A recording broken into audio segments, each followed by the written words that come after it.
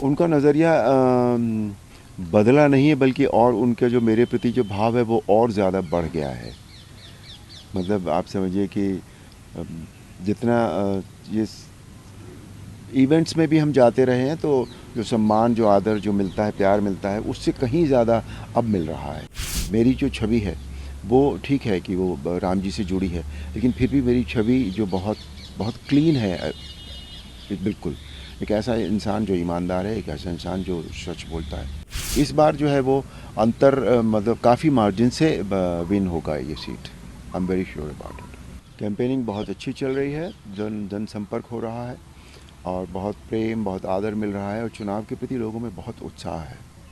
मैं थोड़ा ऐसे बताऊँ कि जब आप भगवान राम के उसमें थे, तो आपको लगभग हर किसी ने देखा है, मेरठ में सबने देखा होगा। तो अब उस गेटअप में जब मतलब उस नज़रिए से लोग आपको देखते थे और अब एक राजनेता के नज़रिए से देखते हैं, तो कितना उनका नज़रिया बदला है? क्योंकि अब कोई विपक्ष में, कोई विपक्ष में है। उनका नज़रिया बदला नहीं है, बल्कि और उनके जो मेरे प्रति जो भाव है वो और ज़्यादा बढ़ गया है।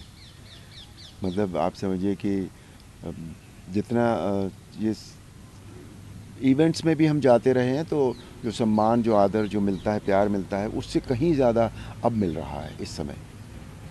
सर, कहीं आप इसको एक मुश्किल चुनौती देखते हैं? क्योंकि पहले कई उम्मीदवार होते थे, तो उनका ही वोट थोड़ा बहुत मिल भी जाता था, तो फिर भी जीत होती थी। अब सिर्फ सामने इंडिया गठबंधन है, एक तरफ आप हैं, तो वोट कटने की संभावना कम है। जातीय समीकरण भी कहीं फैक्टर आएगा नहीं, सामने? होते हैं, सारी चीज़ें हैं अपनी जगह पर, लेकिन इसमें कोई वो नहीं है कि जीत भारतीय जनता पार्टी की होगी इस सीट पर, डेफिनेटली होगी। मुझे इसमें कोई शक नहीं है बिल्कुल भी। लेकिन जिस तरीके के जातीय समीकरण यहाँ पे है, एक अच्छी खासी संख्या में मुस्लिम हाँ, हैं। मैंने कब बताया आपको, होते हैं जाति समीकरण, ऐसा नहीं है कि नहीं होते हैं। लेकिन जो दूसरे समीकरण हैं, जो एक कैंडिडेचर होता है किसी चीज़ का, फिर दूसरे इस सब के पीछे जो है वो श्री नरेंद्र मोदी हैं। आज उनका जो ब्रांड वैल्यू है वो बहुत ज़्यादा है, because which he has proved again and again, again and again. तो वो, और ये चुनाव बेसिकली उनके लिए ही, विकसित भारत के लिए हो रहा है। अब जाति समीकरण होने के बाद भी अगर कोई विकसित भारत के बारे में न सोचे, तो मुझे नहीं लगता कि जनता उसको उस तरह से देख पाएगी। जनता को भी पता होता है कि कौन देश के बारे में बात कर रहा है, कौन नहीं कर रहा है ना? तो वो एक फैक्टर है। और भारतीय जनता पार्टी का अपना ट्रैक रिकॉर्ड इतना अच्छा है, अकेली ऐसा दल है जो राष्ट्रवाद की बात करता है।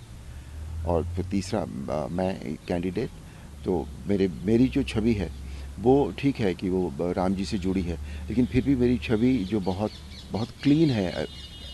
बिल्कुल, एक ऐसा इंसान जो ईमानदार है, एक ऐसा इंसान जो सच बोलता है। तो ये सारी चीज़ें, सारे फैक्टर्स हैं, तो इसलिए मुझे कोई भी इसमें वो नहीं है, डाउट नहीं है कि जीत जो है वो हमारी होगी। कोई डाउट नहीं है इसमें। तो जब आप लोगों से पिछले जो है लगभग एक दशक से तो बीजेपी यहाँ पे है ही, उन्होंने बहुत काम भी किया होगा, आप उनको बताते होंगे। तो कहाँ कमी रहेगी या क्या, और आप उनको आगे बताते हैं कि आगे नहीं, आप बतौर कमी कमी क्या की करेंगे? बात नहीं होती है कभी भी, क्योंकि विकास विकास की कोई लिमिट नहीं होती कभी भी। अब कितना भी विकास करते चले जाइए, कुछ चीज़ें होती हैं जो धीरे चल रही होती हैं, कुछ चीज़ें ऐसी होती हैं जो ध्यान में नहीं आती, लोग जनता की तरफ से भी शायद उन बातों की डिमांड नहीं आती।